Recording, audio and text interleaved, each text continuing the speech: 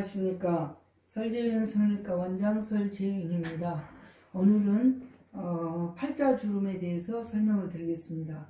팔자주름은 젊은 사람이나 또 연세 드신 분들이나 모두 다 관심을 갖는 것 같아요. 그런데 오늘에 말씀드리는 팔자주름은 여러 가지 시술이나 시술 방법도 있고 또 수술 방법도 있고 그러는데 그것은 나중에 제가 차츰차츰 설명을 드리면서 설명을 드리겠습니다.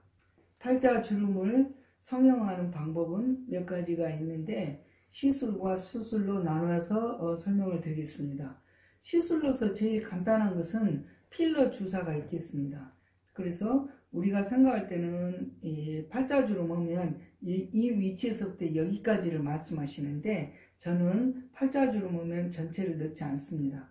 팔자주름을 형성하는 곳에서 가장 심하고 가장 깊은 곳을 저는 중점으로 하는데 대부분은 콧볼 주변입니다. 그래서 콧볼 주변에다가 필러를 밑에서부터 저는 뭐 살에다가 조금씩 이렇게 주사를 하는 것이 아니고 제일 밑에서 넣게 되면 밑에서부터 이렇게 풍선처럼 부풀어 올라오면서 전체적으로 교정을 하는 방법이 여러 번 팔자 주변에 주사침을 찌르지 않고서도 한 번으로서도 그렇게 자연스럽게 올라오는 그런 필러 주사를 하게 되는데 이 방법이 필러 주사가 가장 간단한 방법이 되겠습니다. 또 한 가지는 지방을 뽑아서 팔자주름을 교정하는 방법이 있는데 지방을 뽑는 위치는 배라든가 아니면 좀 더 본인이 여분이 좀 더 지방이 있다고 하는 것이면 아무 곳에서나 뽑아도 되거든요. 왜냐하면 실제로 팔자에 들어가는 지방의 양이 그렇게 많지는 않습니다. 보통 10cc만 돼도 엄청나게 많은 양이기 때문에 그렇게 10cc 뽑아내는 것은 아무 곳에서나 뽑을 수가 있습니다. 다만 이런 필러라든가 또는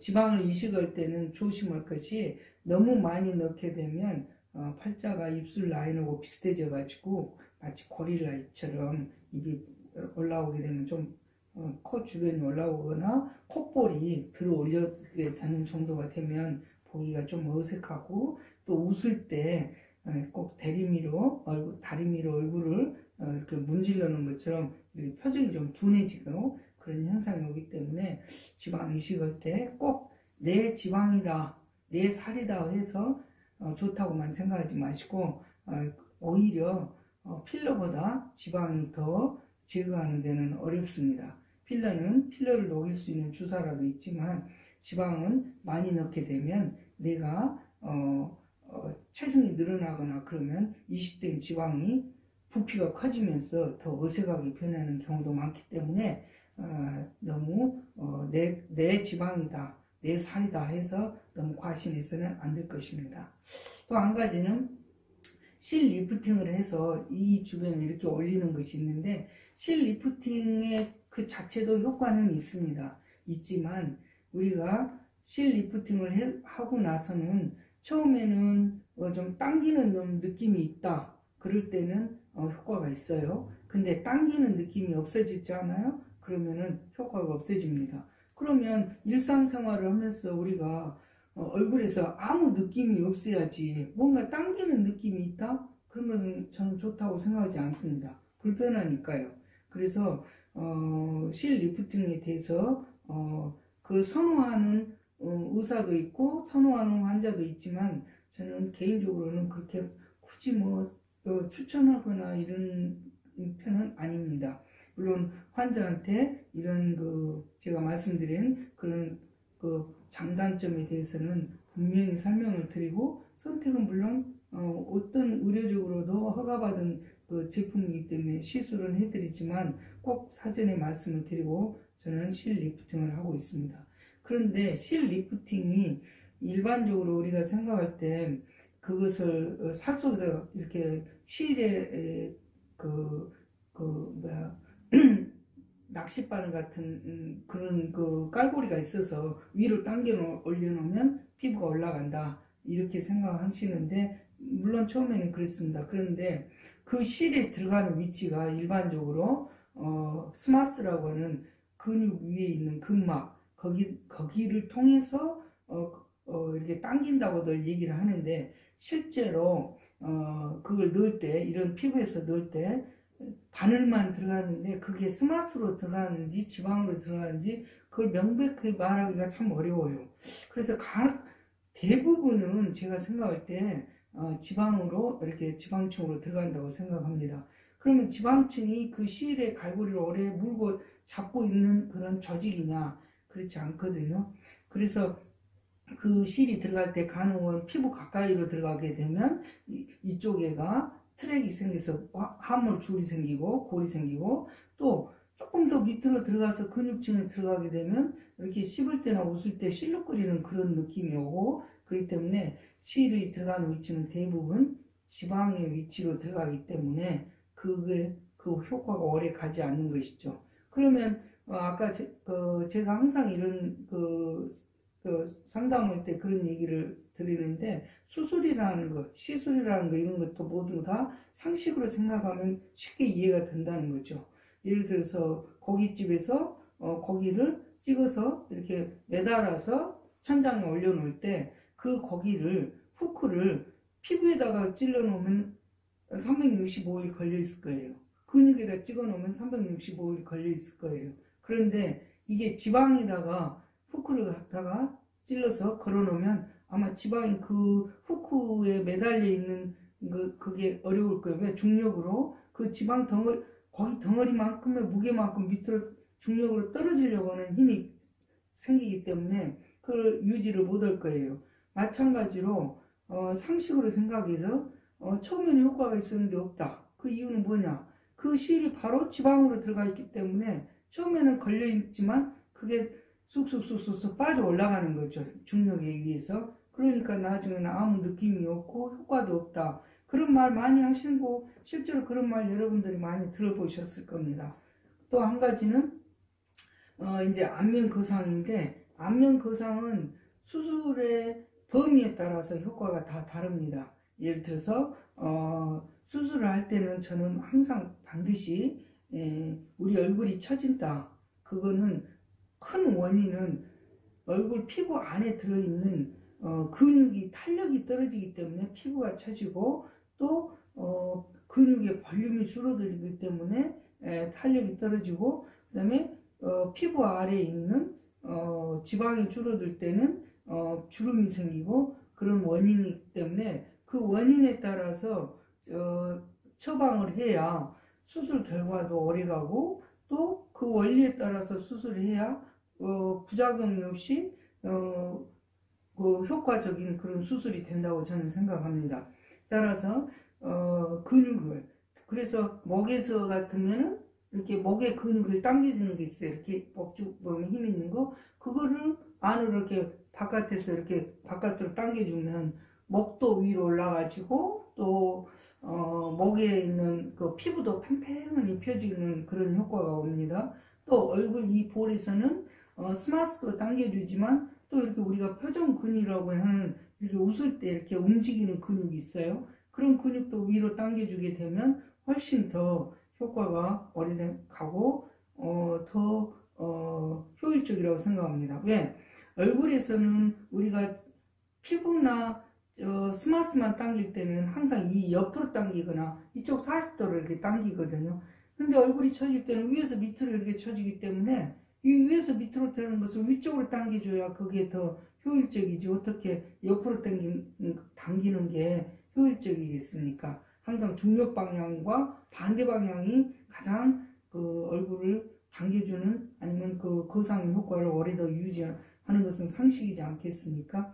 그래서 이 볼에서는 가능하면 피부 아래에 있는 스마스, 그 아래에 있는 표정 근육, 이런 것들을 같이 해주는 것이 좋다고 생각하고, 이렇게 아래 볼을 또 올리게 되면 눈 밑에 있는 이 피부가 이렇게 같이 올라가기 때문에 이 눈 밑에 뭐 주름이 생겼다든가 아니면은 지방이 나왔다든가 이런 거를 같이 교정해 주면서 눈 밑에 하안검도 성형수술을 해주면 전체적으로 이 아래 부분에서는 균형이 온다고 생각합니다. 그러면 이 아래 부분에서 균형이 오게 수술을 했다? 그런데 이제 나이가 있고 그러다 보면 얼굴 위에서 밑으로 처진 것도 있지 않겠어요? 그러면 아래 부분은 전체적으로 팽팽한 느낌이 오는데 윗부분은 아무래도 처져 있고 눈꺼풀도 내려와 있고 뭐 이마에 미간에 주름도 있고 그러면 그것이 또 위아래가 균형이 안 맞겠죠.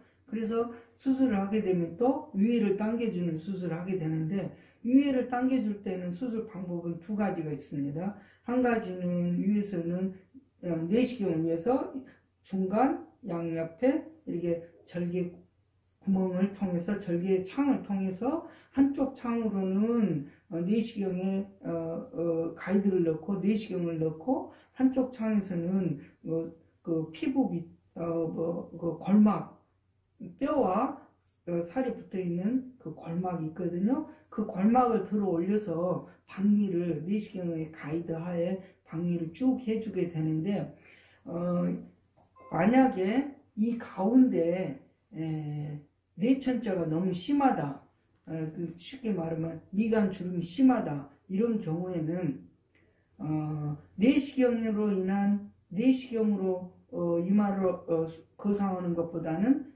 두피를 절개해서 하는 것이 훨씬 더 용이합니다. 왜냐하면 내시경으로 했을 때는 이 가운데 주름을 이렇게 잡게 하는 추미근이라고 하는 근육이 있는데 저도 내시경으로 그걸 절단해 보면 완벽하게 절단이 안 됩니다. 왜?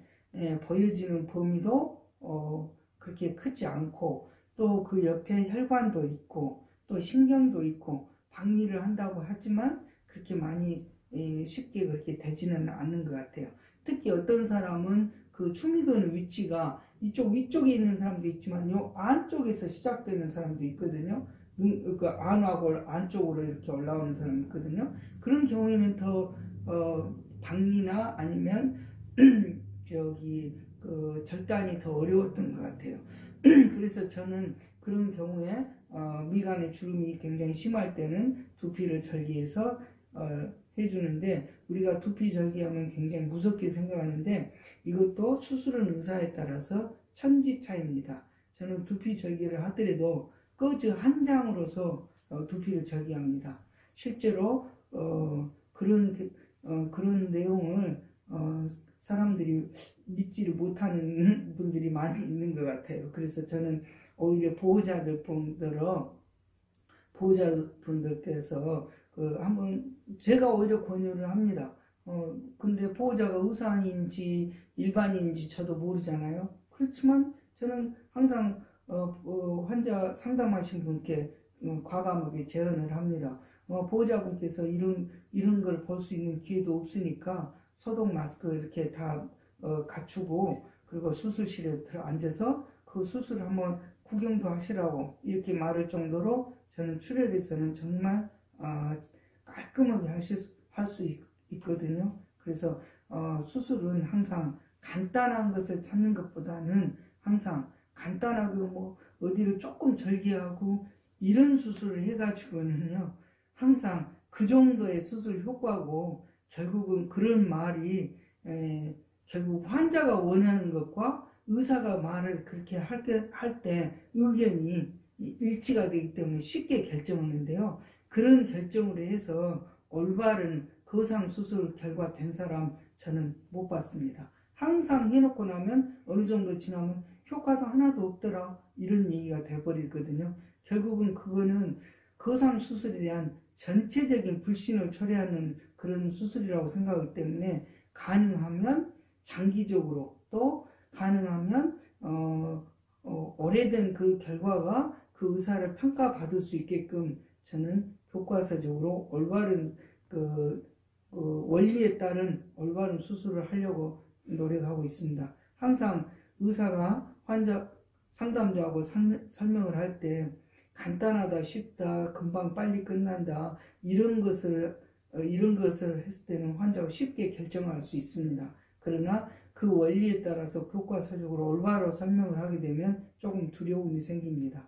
이런 두려움이 생길 때 여러분들께서 수술을 할 수도 있고 아니면 믿고 맡겨야겠다 할 수도 있거든요. 그런데 방금 말씀드렸다시피 수술을 할 수 없는 경우가 있잖아요. 무서우니까 안 해야겠다. 차라리 쉽고 간단하게 수술을 한다고 해서 결국은 흉터만 얻는 것은 흉터와 잘못되면 귀가 칼기가 되는 이런 부작용만 얻는 것보다는 차라리 무서우니까 안 해야겠다. 그게 더 낫다고 저는 생각합니다. 그래서 만약에 여러분들께서 저한테 안면 거상에 대해서 의뢰를 하신다면 제가 설명해 드린 그런 원리에 따라서 올바로 수술을 해 드리겠습니다.